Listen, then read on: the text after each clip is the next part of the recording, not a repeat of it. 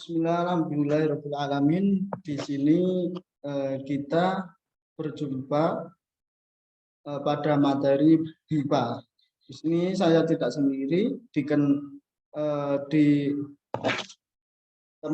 teman saya yaitu Saudari Cahaya Setianingrum. Kami dari kelompok pertama yang akan menjelaskan tentang hakikat BIPA.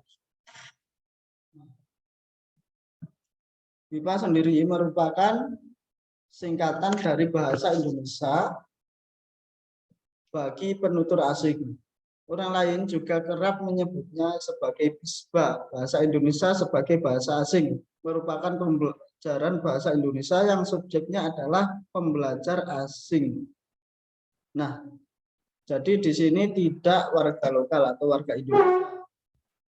Tentunya pengajarannya nanti berbeda. Begitu juga materi yang akan diajarkan. Nah, BIPA nantinya digunakan sebagai bahasa setelah bahasa ibu atau bahasa yang menduduki bahasa kedua mereka. Nah, tidak menutup kemungkinan juga BIPA ini digunakan sebagai bahasa ketiga, keempat, ataupun kelima. Nah, jika warga negara asing tersebut multilingualistik atau memahami atau bisa berbagai macam bahasa. Visi keilmuan BIPA yaitu pembelajaran berkelanjutan, terstruktur, dan sistematik. Dalam pembelajaran BIPA dilaksanakan secara berkelanjutan. Artinya pembelajaran akan dilatih secara terus-menerus tentang pengetahuan dan kosakata baru. Nah, dan beberapa pengetahuan dari pengalaman baru mereka itu tentunya didapatkan ketika berada di Indonesia. Misalkan peserta belajar tadi kok belajarnya di luar negeri, di sebuah lembaga misalkan yang didirikan Indonesia di sana, ya berarti apa yang ada di pengalaman mereka saat belajar tersebut. Misalkan gurunya atau pematerinya itu lebih sering menyampaikan nama-nama atau kosakata dari bahasa Indonesia. Nah, seperti itu. Pembelajaran BIPA harus terstruktur pengajarannya, yaitu dimulai dari keterampilan menyimak, berbicara, membaca, dan menulis. Dengan demikian, penguasaan WNA tentang bahasa Indonesia lebih berkesan dan mudah dipahami dengan baik. BIPA memiliki susunan atau sistematik pengajaran yang dibagi dari beberapa tingkatan dan jangka. Di tingkatannya sendiri dibagi atas kelas pemula, kelas intermediate atau kelas menengah, dan kelas advance, yaitu kelas yang lebih maju. Dalam hal ini tentunya perkembangan bahasa Indonesia yang mereka pahami. Setelah itu jangka waktu yang ditempuh pembelajaran BIPA juga berpengaruh pada hasil pemahaman WNA tentang bahasa Indonesia. Dalam hal ini pelaksanaannya ada yang minimal 2 minggu dan maksimal 4 bulan. Setelah itu visi penanaman identitas budaya.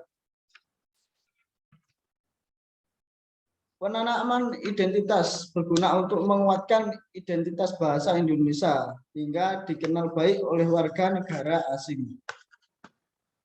Bahasa dan budaya merupakan satu kesatuan. Nah, jika bahasa Indonesia bisa diterapkan dengan baik dan dikenalkan dengan baik kepada warga negara asing, maka warga asing tersebut juga akan tertarik pada budaya-budaya yang ada di dalam Indonesia ini. Nah, seperti itu. Bahasa Indonesia sebagai bahasa persatuan kita, tentunya di atas keragaman budaya. Seperti itu.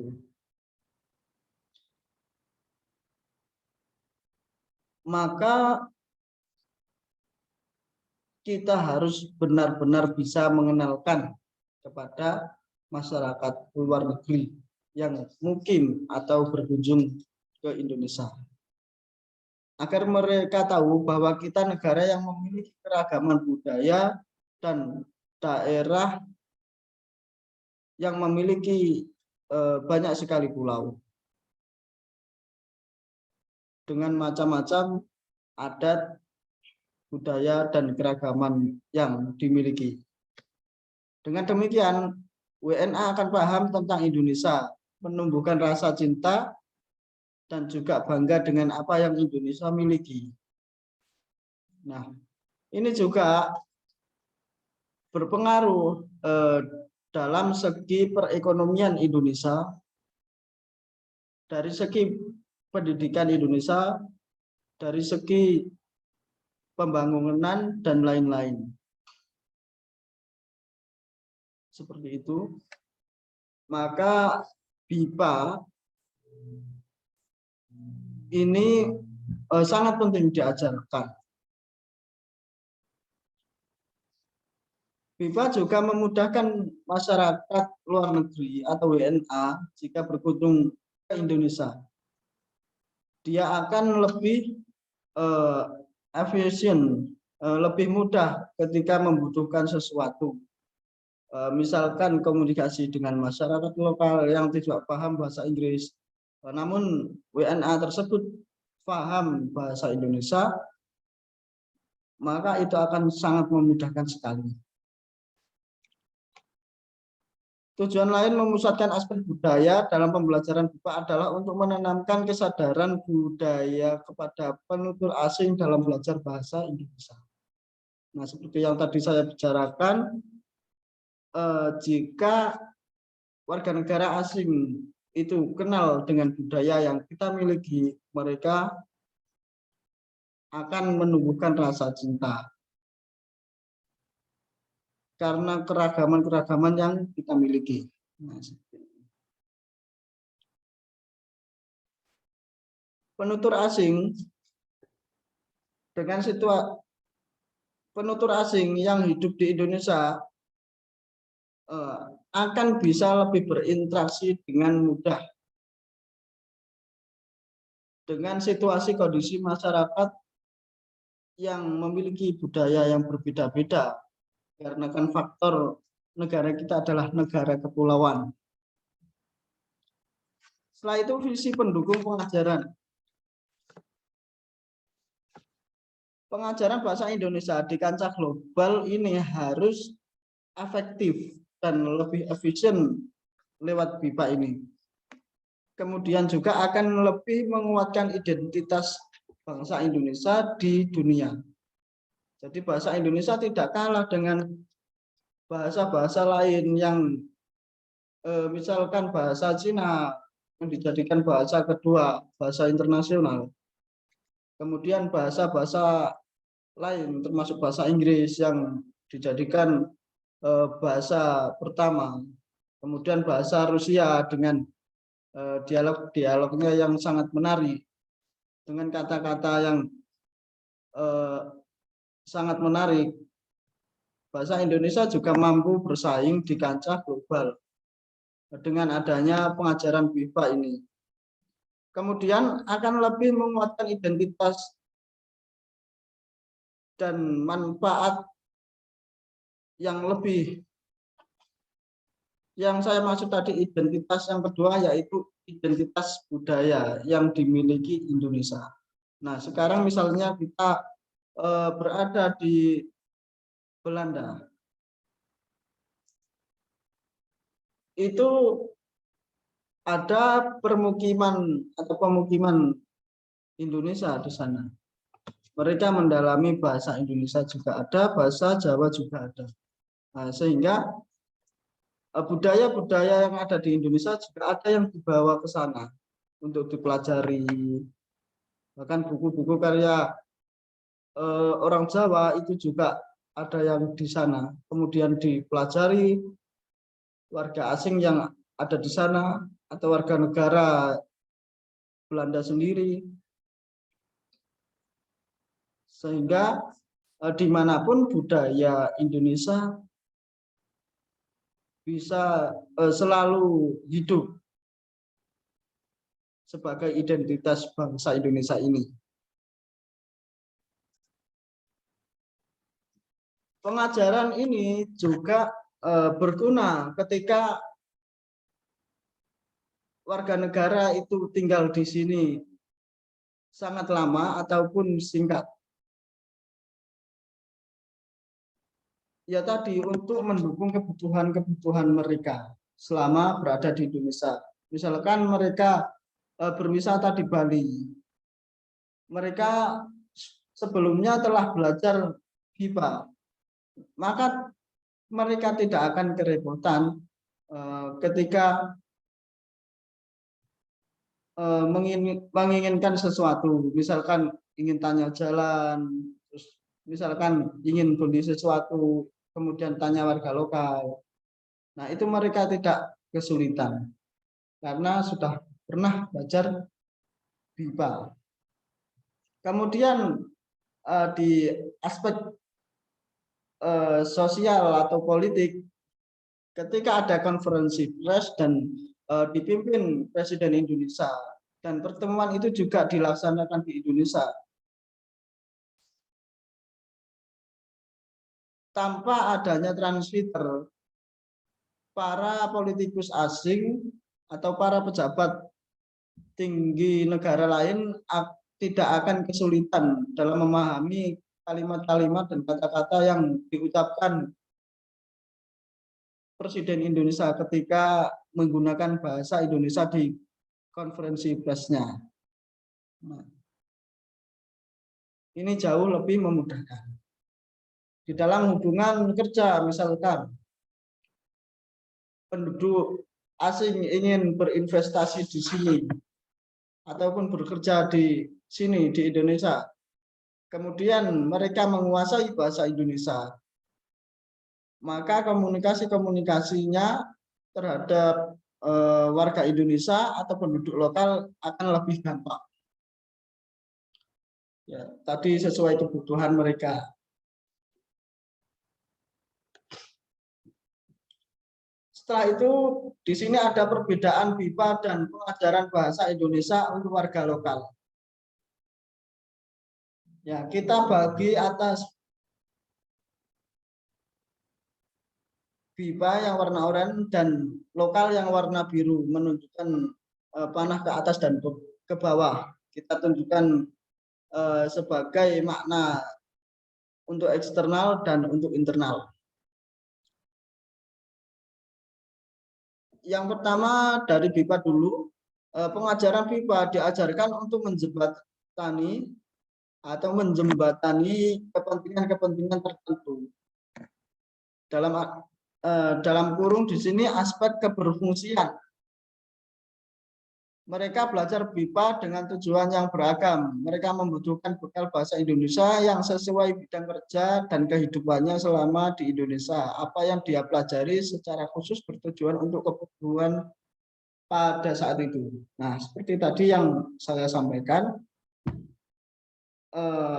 ketika warga negara Indonesia ingin berkunjung atau sudah berkunjung di Indonesia, gunanya belajar BIPA ini, dia untuk memahami apa yang ada di sekelilingnya, apa yang ada di sekitarnya. Itu dalam skala kecil. Misalkan dia seorang pekerja di restoran, nah, dia harus tahu bahasa Indonesianya piring, bahasa Indonesianya garpu, bahasa Indonesianya pisau. Kemudian julukan atau nama sayuran, bayam, nama sayuran, tomat, nama sayuran cabai, dan lain-lain. Nah, itu nanti yang diajarkan lebih utama ketika warga asing ingin belajar bahasa Indonesia untuk kepentingan tersebut sesuai bidang kerjanya. Dan ini berlaku untuk semua bidang kerja. Sehingga lebih mudah mereka, lebih efektif mereka ketika berhubungan dengan warga Indonesia atau pegawai yang ada di lingkungannya. Setelah itu di kancah yang sedikit lebih besar, yaitu adanya penjalinan komunikasi antara pekerja tersebut dengan staf lainnya atau bosnya. Nanti yang diajarkan bagaimana penyusunan kalimat-kalimat bahasa Indonesia yang baik. Walaupun tidak sepragmatis bahasa Indonesia yang dipahami oleh warga lokal. Nah, seperti itu. Selanjutnya, pengajaran bahasa Indonesia untuk penduduk lokal. Bagi penutur asli Indonesia, diarahkan pada penanaman nasionalisme. Pembelajaran bahasa Indonesia untuk orang pribumi memiliki dua beban, yaitu penyampaian pengetahuan tentang bahasa Indonesia secara teoritis dan pengetahuan dan pertanggungjawaban secara moral terhadap bangsa Indonesia.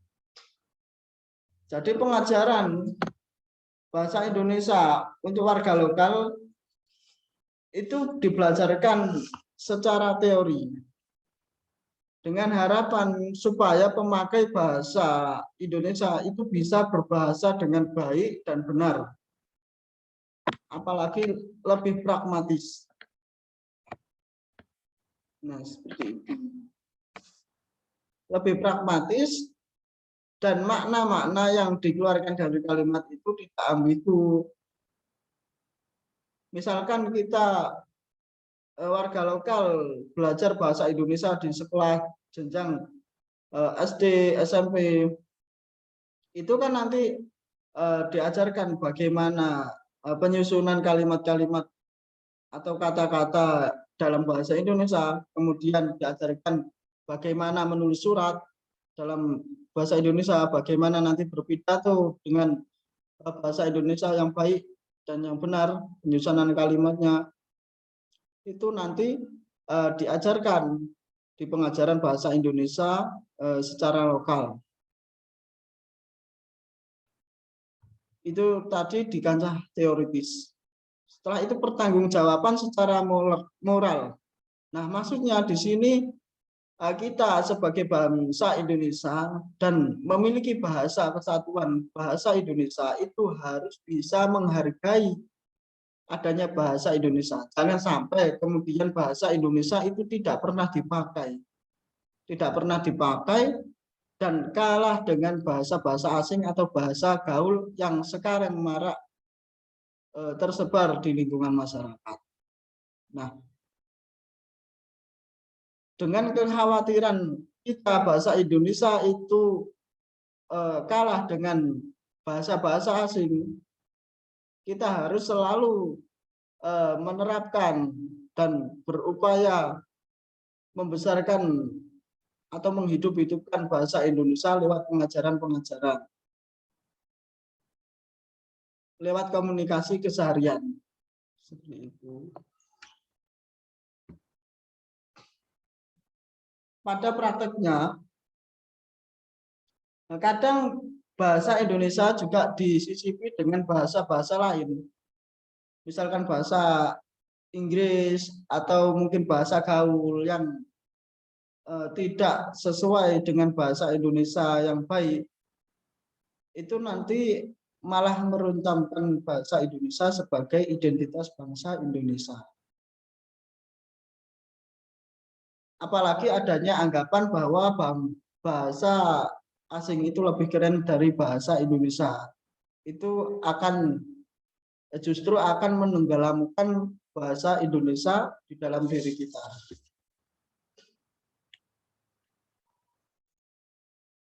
Rakyat atau warga Indonesia yang tidak memiliki rasa bangga kepada bahasa Indonesia atau tidak memakai bahasa Indonesia sesuai, itu bisa dikatakan sebagai warga yang tidak memiliki moral kebangsaan. Setelah itu di sini ada periode belajar.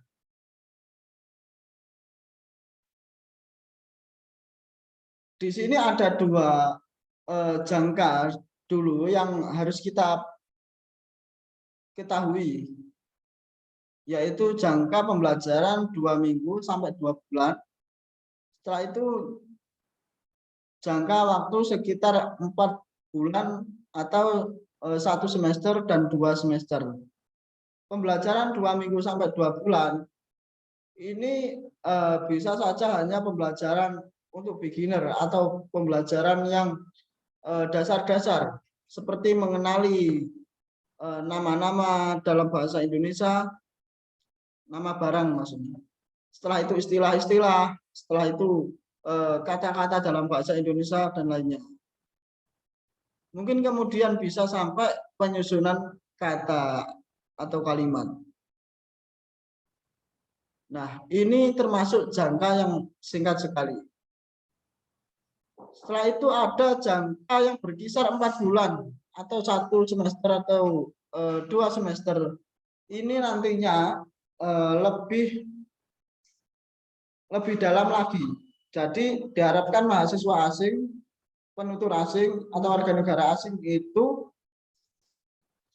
lebih banyak pengetahuan tentang bahasa Indonesia, penyusunan kalimat, kemudian pembuatan surat dalam bahasa Indonesia, bagaimana nanti bisa berpidato dengan bahasa Indonesia. Mungkin hal-hal semacam itu bisa disisipkan dalam pelajaran BIPA. Setelah itu ada karakteristik pembelajaran BIPA, yaitu inherent dengan jangkauan pembelajarannya. Inherent ini maksudnya adanya pengetahuan dan praktek sesuai pengalaman yang dihadapinya. Setelah itu berorientasi pada pemakaian bahasa Indonesia secara pragmatis dan komunikatif. Setelah itu nomor 3 yaitu menonjolkan diri aglutinasi sebagai bahasa yang mudah dipelajari. Nah, kenapa demikian? Karena logat yang dibawa warga negara asing itu tidak semuanya bisa dengan mudah memahami atau membiasakan dengan kosakata yang ada di dalam bahasa Indonesia.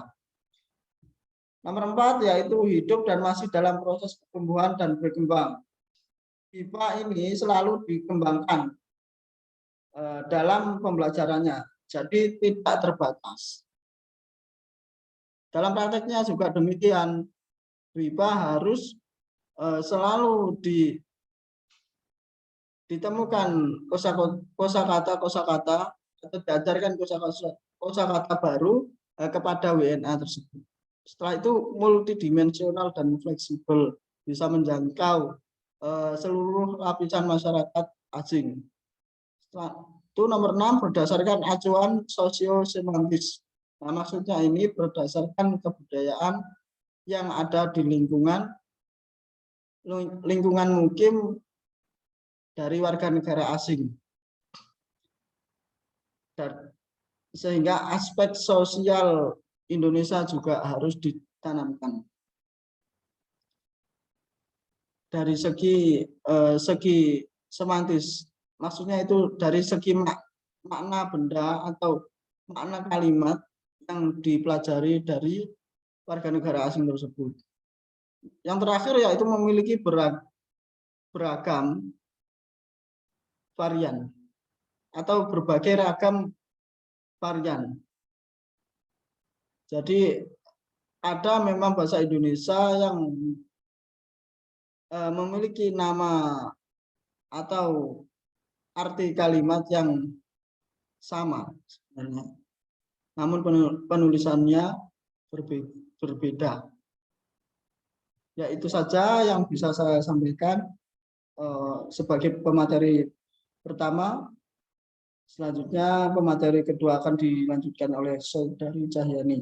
Terima kasih. Wassalamualaikum warahmatullahi wabarakatuh.